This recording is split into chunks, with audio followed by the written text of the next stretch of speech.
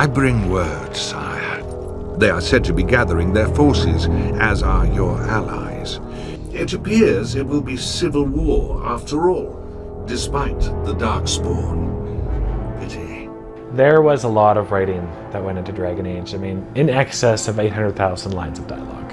You must deal with the repercussions of his deeds before you can face the archdemon, unless it finds you first. How do you never stumble? You're great. And now you did it.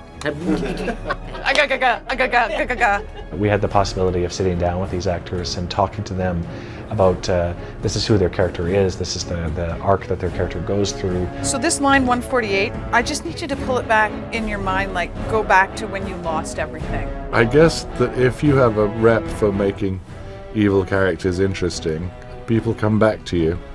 And the other, of course, good thing is that they tend to be the best written. As a writer, you get an idea in your head of what a character is supposed to sound like. And when there's an experienced voiceover actor, you get something back that is actually better. The opportunities are limitless, really. And that's what fascinates me about it. And the opportunities for the gamer within the game are limitless.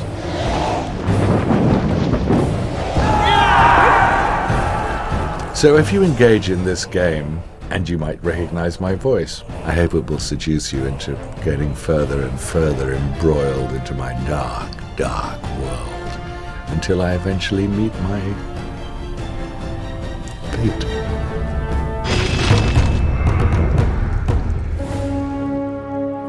One of the great things about working on Dragon Age is that the development team has really challenged itself to bring something new to the fantasy genre. It's a genre that's so saturated that we really have been pushing ourselves to stand out, to bring something fresh and unique, and I really enjoy that process.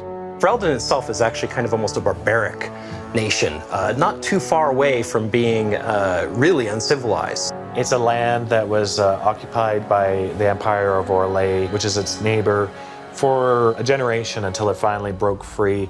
And all of a sudden, the blight begins. So suddenly this nation that's just starting to get its feet now has to deal with a crisis that threatens to destroy it.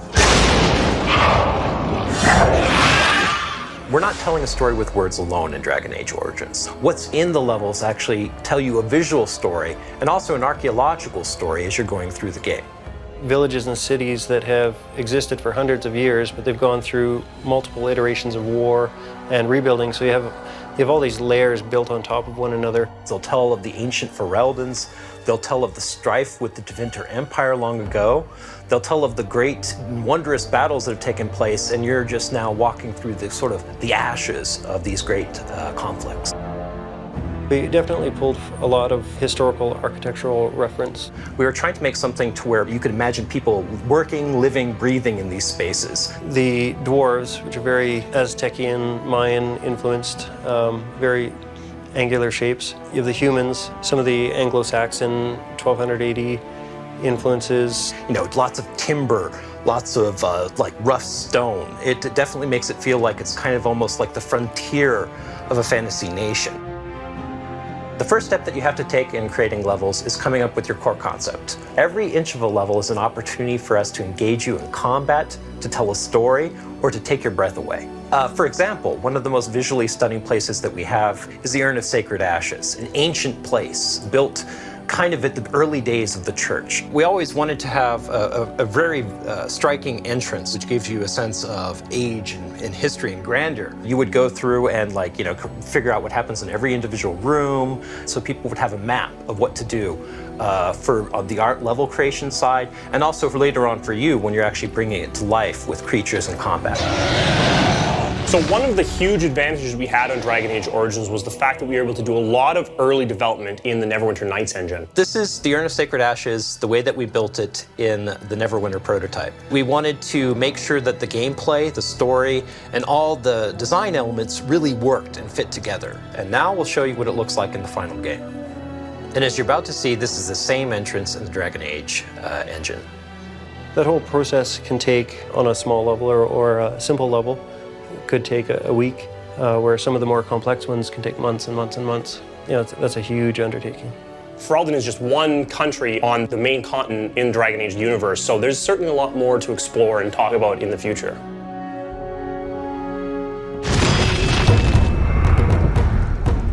When you think of fantasy, you may think of majestic, beautiful creatures, but in Dragon Age is truly a dark, evil, and twisted world, so our intent was to turn these creatures into walking nightmares. The concept artists really had to pull out the horror and really work with evil, paint the face of evil. The mages had sought to usurp heaven, but instead, they destroyed it. They were cast out, twisted and cursed by their own corruption. They returned as monsters, the first of the Darkspawn. As a concept artist, we really have two jobs. One is to build the blueprints and lay the foundation in order to actually build the things that go into creating a world. The second is to inspire the team, to create the images that really get everyone pumped up. On Dragon Age, the level of detail in each concept is staggering. Each one is a piece of art unto itself. One great example is the work of Sung Kim. The level of love he puts into this stuff is impressive. One of the best creatures for me is from the Darkspawn. It's the Hurlock. He's got that horrifying grin, permanent grin on his face with big pointy teeth. It looks like you can tell it was once a man, and that's what makes it so terrifying. Is the fact that you can almost tell that its descendants were like us and that he's just been suffering for millennia. We really want to create a sense of like immediate terror, but then almost I think there's a sense of sympathy too, how you can almost tell that we could become this if we'd made the wrong choices. There's over 30 races of monsters and demons. The Dragon Age art team has been working hard on these characters for several years. There's a lot of different people and a lot of different departments that actually work on one character. It'll go from design into concepting. Because it's very time-consuming to make it, we have to make sure we get it right on paper first, and important creatures may receive half a dozen iterations before we commit to building it. From there, we had to figure out how to bring that piece to life from a technical standpoint. There's modeling, texturing, and rigging, and then it finally falls into the hands of the animators. We'll work very closely with the animation team to make sure that the model's working correctly. Then we'll make sure that it gets into the designer's hands again so it can be implemented into the game and used correctly.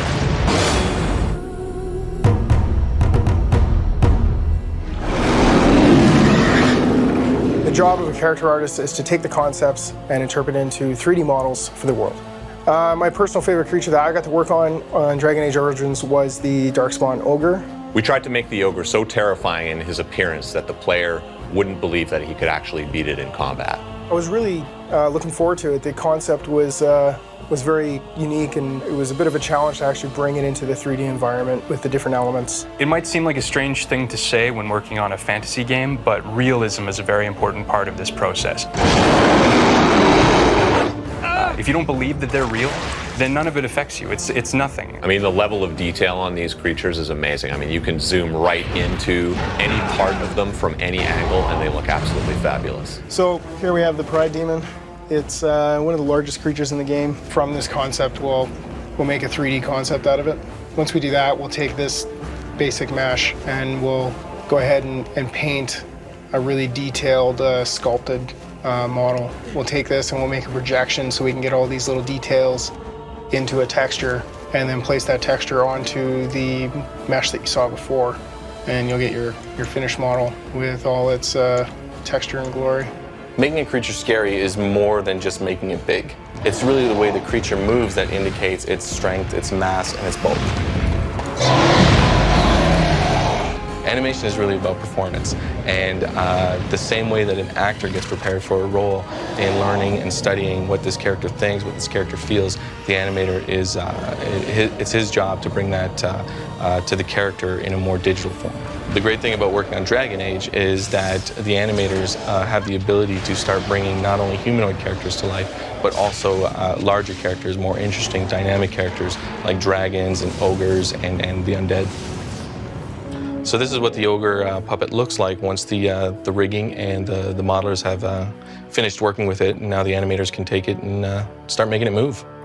Sometimes we would just act it out, like get up and physically act out how like an ogre would move. As you can see, when the ogre hits the ground, his entire body shakes from the massive impact of his size, and that's a really nice detail. See the ogre finally in the game and working and animating and all its terrifying glory is actually it's quite surreal. When you're working with such a big creative team, everyone is coming to the table with their own style, with their own techniques. And as the development process goes along and you start building a world together, it becomes one language. And that language becomes something like Dragon Age Origins.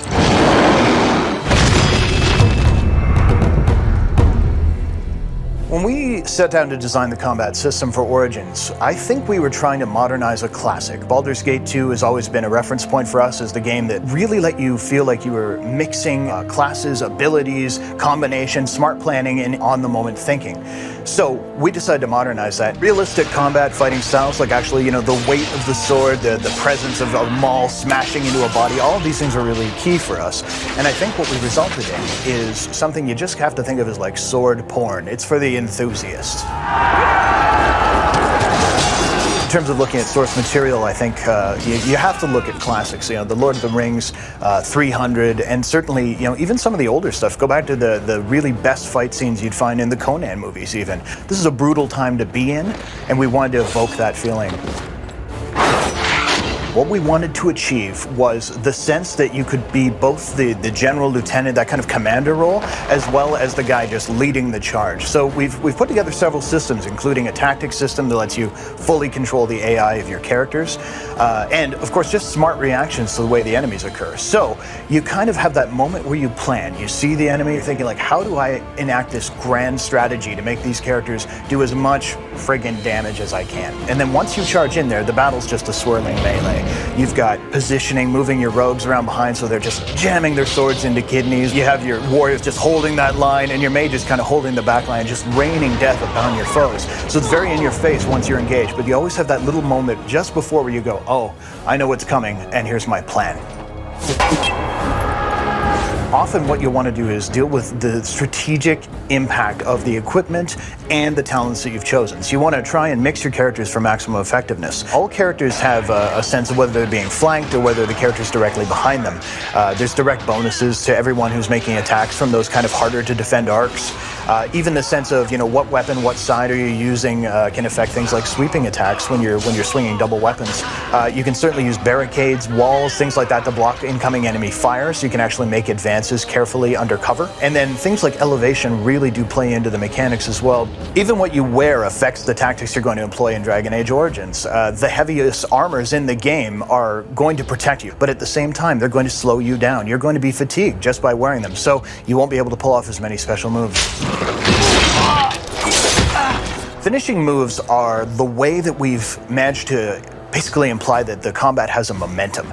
Finishing move is this awesome visceral moment where it's sword through the chest, boom, off comes his head. Smashing a guy with a maul so he goes spinning through the air and lands in front of you, or possibly killing a really large creature by actually climbing on top of it and jamming your blade in. We had some stunt actors from the movie 300, like doing some cool swings, cool death flow moves. And it's not just about flash. As you wear your opponents down, the game is dynamically adjusting the incidence of these happening. We're essentially rewarding your combat dominance. As your opponents are worn down, their morale's starting to break, and you are just crushing them on the battlefield, you'll notice that your characters are finishing them with far more frequency. More heads come off, more chests are pierced. It's pretty fantastic. Designing combat isn't just about, rules and a couple of animations. It's about the entire experience as far as I'm concerned. When a player comes out of a combat, what I really want is that sense of tension and then that release of, man, look at what I just pulled off, that sense of orchestrating something. I don't want to make a game that just softballs and you're like, oh yeah, I killed that guy again. No, I want you to feel challenged and like you were rewarded for playing smart. For me, one of the most exciting parts, I think, will be the war stories, the forum posts, the water coolers. People even on the team are already discussing ways they dealt with boss X. And that's pretty cool and very, very, very rewarding because it feels like the game was one that they played and it was for them.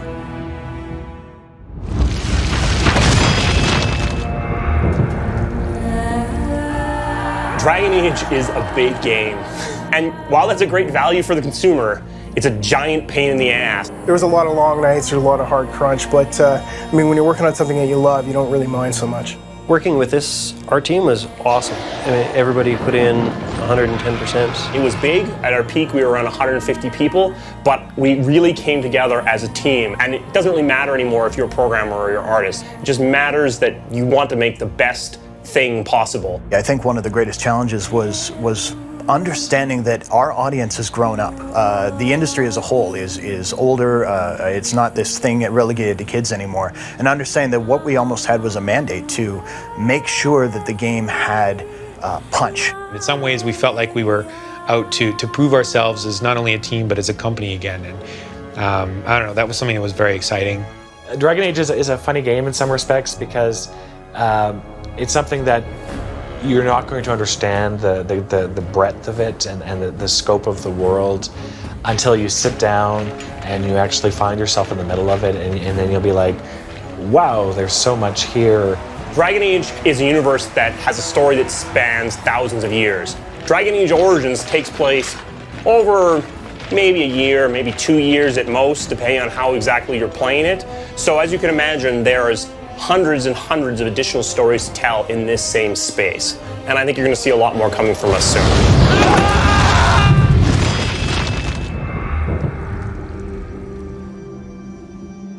Dragon Age is about dominating the battlefield. It's about that moment when you charge, that tension of not being certain, and then seeing your characters slice heads off, throw spells, set things on fire, until essentially you bring it to a crashing close and say, yeah, this one I won, now I've got 400,000 more to go.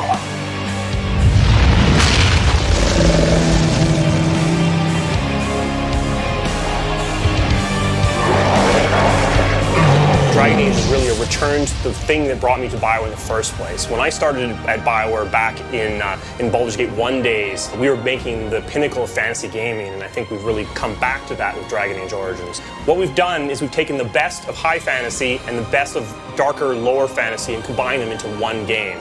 So you're taking, like the Tolkien, the overarching good versus evil metaphor that draws you through a high fantasy game, but the darker, grayer choice and consequence of something like a George R.R. Martin or a Conan, and we combine them. So you're playing as a Grey Warden, and you have to save the world, but the way you do that sometimes means you have to make some pretty tough choices. I think with Origins, what we managed to hit is a note of the familiar and yet the uncanny. It's certainly a game that's going to have elves with pointy ears. Yeah, we're not going to change the dwarves. Many of them do have beards, for sure. But within those expectations, we understand them well enough ourselves that we've managed to break a lot of them and say, you know, sure, the elves do have pointy ears, but they're also, up until recently, enslaved and live in ghettos in the city. This kind of puts you in a place where you know what you're dealing with an elf, but you don't know what you're dealing with when it comes to Dragon Age. It's a different setting for the familiar to occur, and it will surprise you. It's very, very complicated and intricate. And I mean, this game not only looks realistic, in a way, the story also is quite realistic. You would attempt to put a puppet on the throne, and every soul here knows it. The better question is who will pull the strings. So this is a world already with a lot of conflict going on, and now when we start off Dragon Age Origins, a blight, these darkspawn rising back from under the ground are coming to consume the earth once again, and this is what you're fighting against. Farewell, Mother. Do not forget the stew on the fire. I would hate to return to a burned-down hut. Bah! 'Tis far more likely you will return to see this entire area, along with my hut, swallowed up by the blight. All I meant was... Yes, I know. The characters in the game aren't two-dimensional. The way that a player interacts with them is going to change who they become. They have their own motivations and their own desires and their own hopes and dreams. You're going to have party members talking to each other, they're bantering. Having Morgan and Wynne in your party at the same time, because they're both mages but coming from very different schools of thought on magic, there's going to be a lot of bickering, a lot of different discussion on the way magic works just by having those two people in your party. They're reacting to everything that you do. You'll take an action in the world, and a party member will speak up, and perhaps they'll object, perhaps they'll approve, and you may change your course of action based on that, or suffer the consequences, right? The consequences are what the game is all about. It's like dancing on a field of razor blades, so it may be possible to make it through Dragon Age Origins with everyone happy, but you're going to have to be really careful about what you're doing. There was a lot of writing that went into Dragon Age. It appears it will be civil war after all, despite the Darkspawn. Pity.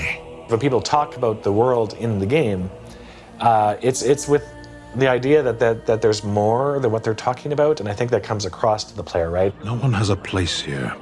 Your farmers wish to be merchants. The merchants dream of being nobles, and the nobles become warriors. No one is content to be who they are. When I play games, you can tell very quickly, usually, if what is present is all that's been created. And then there's other times when you're reading a book or when you're playing a game, and you can sort of feel immediately that there's this whole breadth of history that the game creator is just dying to get you to fall in love with. And that's what I'm hoping, that the fans will get into this world and they will fall in love with it and see exactly what we've put together for them and value it. The sound design of Dragon Age is about creating the immersion in a world of dark fantasy. Dragon Age is probably the biggest game I've ever worked on and is about the size of 3 of the biggest games that I've ever worked on combined. Mythical creatures are probably one of the most challenging things to do in sound design. We have a breakdown of the Deep Stalker, a couple of different samples used, one of which is a human imitating a cat.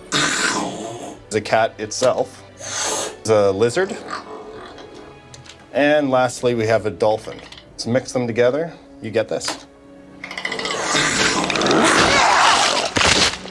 I think you'll find that the audio experience of the cinematics is on par with what you would experience in a movie. You have a huge full-scale battle, enormous changes in perspective.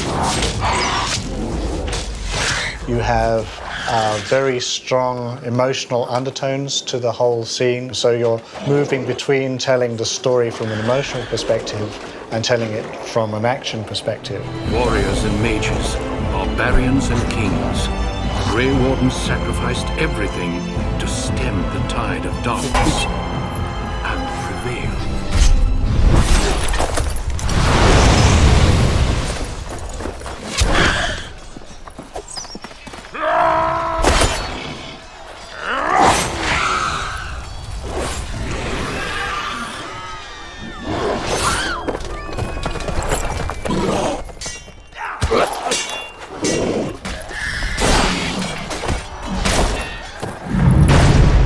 So the making of Dragon Age audio was a team collaborative effort.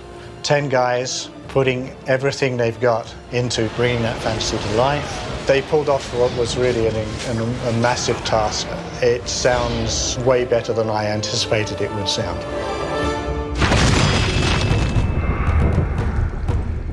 The sound design of Dragon Age is about creating the immersion in a world of dark fantasy.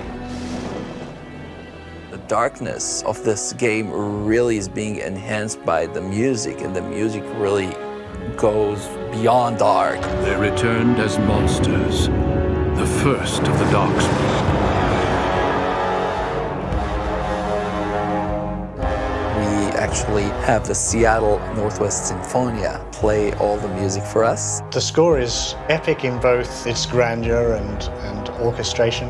It's also epic in the amount of music that we had to compose. I think I've composed about 6 to 7 specific themes, but I also had to make sure that the score is cohesive enough. I took what we call the main theme and then I'm weaving it underneath all the time. If not the actual melody, I'm doing the harmony. If not the harmony, some elements from the rhythm. But you could always hear some elements from the Grey Warden's world. I'd be going back to review scenes that I previously had the temp music in, and a scene would go from being maybe flat or comic to really engaging me. I think that actually what I really enjoyed to work on this game was actually the songwriting. Simon, I believe, called Anon up and said, you know, here is a set of lyrics that the writing team has come up with. You know, why don't you and Aubrey collaborate on something? The very next morning, Anon called me up and said, I have something, come over and record it. And I said, okay. And I came over and I really connected with it right off the bat. And we sewed it up, you know, and sent it over within 24 hours. She has a great melodic sense, and many times she will just, sing almost exactly what I wrote, but then she will make this little change.